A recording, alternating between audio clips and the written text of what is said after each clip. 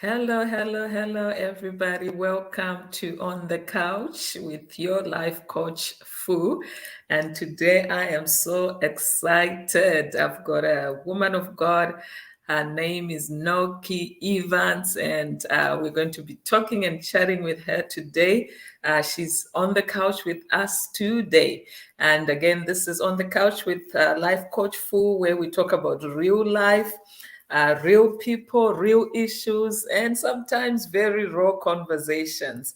Noki, I don't know how you want me to address you. Do you want me to address Noki, Lady Noki? Welcome to Um, On the Couch. thank you so much. Whatever you're comfortable with, it goes. That's okay. Because I know I wear many hats, right? So whatever you're comfortable with, that is okay. How are you, Pastor Fu? My I'm doing coach Fu, my yeah. life coach. Congratulations. Thank you, thank you, thank you.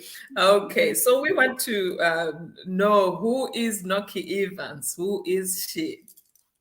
Nokie Evans. First off, let me say my full name, Nogutula. Otherwise, it will make sense if I tell you my first name in full.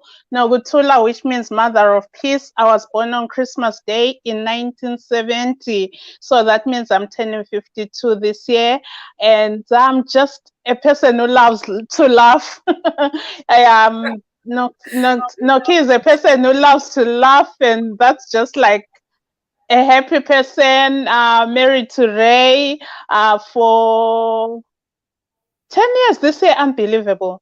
And yeah, I'm here in the United States. I've been here for a little over 20 years. Yeah. Yeah, I'm Oh, an entrepreneur, show presenter. Oh my goodness, it's just so much. YouTube I content creator and soon to be author. wonderful, wonderful. Yeah, you do. I was reading your bio and I'm like, she wears so many hats. I don't know how Thank she you. does it, but it's so good. And you look, by the way, you look good for 52. I need to really check your birth certificate. I don't think you're telling the truth. Anyway, you look good for 52, and like, we have hope. We have hope. So I want to talk about we've been talking about on our podcast. I've got a podcast called the Preserved Podcast, and I want to get an your understanding of what do you understand by being preserved. Okay, that's a very, very good and interesting question. Preserved for me, when it comes to God, when it comes to God, God can preserve us. That means God can protect us. God can keep us for a purpose. So God can, in other words, God has us in His hands. When I am preserved, God has me in His hands for a specific purpose, for a particular time, and it's up to me to show up and fulfill that purpose. Otherwise, if I'm preserved by God and I don't live my purpose, then it becomes something else. And then preserved in terms of young ladies, it means keeping myself for a special something at some point in time. For example, like a young girl, if they are preserving themselves, they are keeping themselves for that particular boss or whoever their man is in the future. Okay, wonderful. Thank you for your definition and your understanding, and I really appreciate that. And I just want to go further and ask if you may share with us any experiences in your life of where you saw God preserving you. Can you just share any experiences in your life that other viewers might relate to? Yeah, thank you so much. For sure. When I was a little girl, I don't even remember my age. I was sick to the point of death. Very, very, very sick. This was back in Africa, and I don't even remember my age, but I was suffering from measles. And I remember being sick, and I remember that when I got better, they said it was a miracle that I was alive. So Wow. that particular instance makes me think, if God didn't take me at that young age, that means as long as I've got breath in my life, that means I still have a purpose. I'm here for a reason. And then after that, there's been so many instances where I almost died, but God spared my life. And as long as I have breath, that means I have, I have something. I have a mandate. I have something to live for, as far as in God's terms, rather. Mm-hmm. If that makes sense, does that make Yeah, sense? yeah, yeah, yeah. Yeah. So sometimes, because what I always tell people is when we're talking about God preserving us, Mm-hmm. sometimes the process of being preserved is not a pretty process.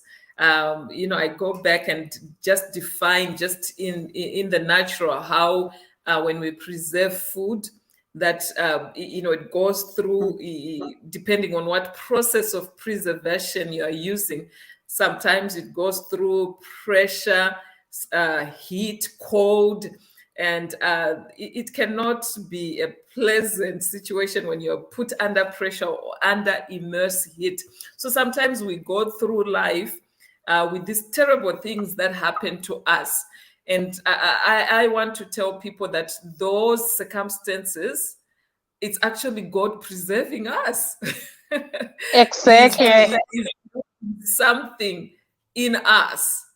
Mm-hmm. There's something that we look back and we say, wow, if I had not gone through that, I would not be the person that I am today. Do you have Okay. any other examples that you look back at? Because sometimes our passion and our purpose is built out of our experiences. Like you're talking about, I heard you talk about girls, like young girls. You were once a young girl, almost turning 52 now, still looking young. I believe there's something in you that says, because I walked in this way, and I know sometimes that way can lead in other directions, and because of that process, it has given you a passion. Do you mind shedding some light of any experiences that makes you have a burden for certain things? Absolutely. And thank you for laying it out that way. God can preserve you through terrible decisions. God can preserve you through the worst of decisions. So, what that brings to mind is the choices that I made as a teenage girl. I made terrible choices. I was doing this dating thing so wrong. I was dating the quote unquote wrong guys, and it all goes back to when I was in school, and it only made sense now as an adult that I really had very serious self-esteem issues growing up. People don't believe me, but I had self-esteem issues, and because of those self-esteem issues, and this emanated from being called names at school and stuff like that. So what Mm, that led to was, as a teenage girl, after school, like after, because I went to a boarding school. So after whenever I got a chance of being out of school, like holidays, any chance or any person who said or indicated anything good about me, I just clung to that man. I'm talking in mm. terms of men. So that Yeah. resulted in me having bad relationships, Mm, illegitimate relationships, Pastor Fu, to an mm, extent that I even had a child. I know mm, you, yeah, I had a child at 20, I must have been, what, 23? And mm, unfortunately, I lost that baby at 8 months. He was 8 months old, beautiful boy. People mm, always wonder when they hear me say that one my favorite character in the Bible after Jesus, of course, it's David, because I mm, look at David's life, and David's experiences kind of resemble my life, except of course for the Uriah part. I didn't kill anybody, but David's circumstances, I look at David as like sinner like me, and that's exactly me, because I dated the wrong guys. anybody would say, oh, your body, your figure and all this, I'll just be like, oh, they love me, even though they never ever say they love me, but just because they lusted after me, I ended up dating, not even dating, but just running around with the wrong guys. So those decisions that I was making at that age, and I was making all those decisions all the way into my adult years. And I love to say that if you take what's that thing that stinks a lot when it wags its tail? This thing that's in America, when it wags its tail, it smells. Yeah. So I say, if it's escaping me, but it's gonna come. I say, if you take that animal, whatever it is, from Africa and bring it to America, it doesn't change what it is. It doesn't change what it is. It's still what it is. It's still what it is. So I brought to America those bad decisions. The Nokie was still Nokie. I hadn't changed my mind. I still continued dating the wrong people. Until years later, I looked in the mirror, I was like, who are you? Who are you? God has preserved me through bad relationships, through bad decisions. And some of those decisions, you end up delaying what God has in store for you. Because as long as I was holding on to what was not rightfully mine, what God didn't intend for me to have, I was wasting my time. Wow. I was wasting my time until I looked myself in the mirror. I was like, no more dating. Yeah, I went on a sabbatical. If there's anything like a dating sabbatical, that's what I did. I went on a dating sabbatical. I was out. I checked out completely. I cut out the wrong, hanging around with the wrong people. I just was like, yeah, because you know what it is? You going to church, because I grew up going to church, but going to church doesn't mean that you are fully delivered or you are fully saved. Yeah. You can just go to church because your parents are saying, oh, no, okay, it's Saturday, I was SDA then. Go to church on Saturday, go to church. I can go to church, but it doesn't mean that I am delivered or saved. As long as Dad was not going to church, but he'll just send us to church. But that didn't mean that I was saved, because I still dated a man in church, a pastor's son in the church. Wow. Yeah. So until you realize and you know whose you are, until I knew my true identity, those bad decisions and the bad relationships, they continued until I had to say, okay, who are you, Nokie? Do you know whose identity you're carrying? You're carrying Jesus' identity, and nobody can take that away from you. It doesn't matter what you've been called or what has been done to you. As long as God has preserved my life, the same God who preserves is the same God who restores, is the same God who delivers. Wow. Yeah. That's amazing, and you brought up so much stuff in that. You brought up self-esteem issues. You brought up that changing location does not mean you change. It is an inward job that you have to do. And those are very, very, very important points to bring up. And I believe, especially to the young ladies out there watching and listening to your story, I hope it will help. Sometimes we go through stuff so that we can tell, the mistakes that we made. Yes. You made them without knowing. You didn't know any better. But sometimes when you're so vulnerable and are willing to talk about it, it will help somebody out there. So I believe, to all the young people, sometimes it's very easy, especially this day and age, to suffer from low self-esteem.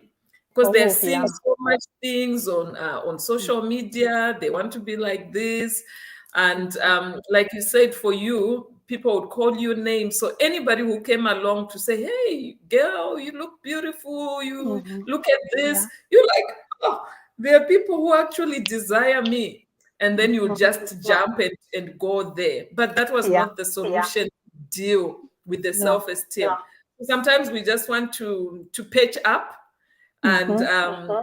not look ourselves in the mirror, and not just in the mirror, but to really go deep down Deep. and deal Mm-hmm. with the root cause of Yes. what's causing me to move from relationship to relationship. What is it? That's Mm-hmm. why I love when I work with clients, when in life coaching, Mm-hmm. we talk about everything that you need is in you, Yes. but you have to be honest with yourself, Mm-hmm. to look inside and pull out. There is something we don't, in coaching, in life coaching, we don't tell people what to do, but Mm-hmm. we have conversations with them and say, what do you think about this? Mm-hmm. Because the answer is already in them, but sometimes we just want to deal with things on the surface. And I'm glad you got to a point where you really said, you know what, enough is enough. I have to Yes. stop this cycle, and that brought a change to you. And I'm just encouraging, especially young ladies out there, know your identity, know who you are. You are Yes. valuable. It's not Yes. a man that brings validation in your life. It's Mm-hmm. who, in you knowing whose you are and who you are. So thank Yes. you so much, Noki, for bringing that up, and just to Yeah. see the woman that you have become. As we said earlier, you're a woman that wears so many hats. You are in leadership positions in church. You love to serve your God. You are a powerful, persistent entrepreneur. I mean, Mhm. you do so many things. You've got a radio show also. Thank So you. sometimes like you're on the other side of being interviewed, but usually you are the one interviewing people. So Yes, it feels fun. It feels interesting. I want to say something about Preserve for Girls. Um, what I learned through this journey of being preserved, this is to those young ladies, especially if you are still a girl, you know what I mean, still a girl. I really commend you and stick with it, because one of the things that I do, I travel with one of my pastors to these annual conferences, Pastor Tina, and she's my mentor and everything. And I've learned so much, because every time we are at this conference, there's a day when we have a panel of men. And for a number of years, they were talking about how they met their wives, what was so special. And do you know that men value girls who say no to premarital sex? The peers can be saying, oh, it's not an eating, whatever. But it is those girls are desirable, and they carry this honor, with them.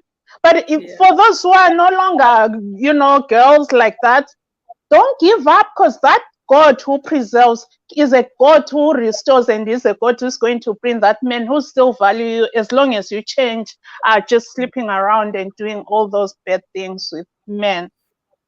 So I thought wonderful. I will make that clear, because that's so very important. That's why I have Yeah. this burden for teens and young adults.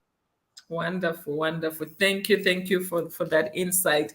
And because of our time, I really want to end this broadcast right now.